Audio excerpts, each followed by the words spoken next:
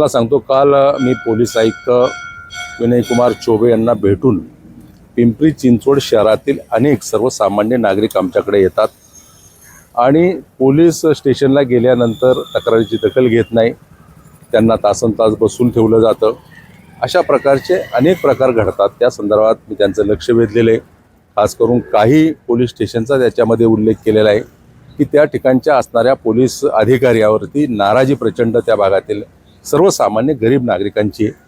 राज्यामध्ये एक मोठ्या विश्वासानं राज्याच्या जनतेनं या सरकारला पुन्हा एकदा संधी दिलेली आहे.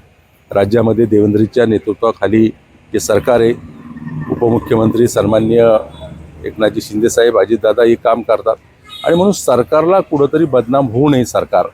आणि सत्तेतील मी जरी खासदार असलो तरी सर्वसामान्य माणसाला न्याय देण्याची भूमिका ही प्रशासनाने घेतली पाहिजे, पोलीस खात्याने घेतली पाहिजे. आणि त्या दृष्टिकोनातून मी काल पत्र देऊन याच्यावरती लक्ष वेधलेले. पोलीस खात्यानं अशा प्रकारच्या कृत्याला खतपाणी न घालता सर्वसामान्य माणसाला न्याय देण्याची भूमिका घ्यावी.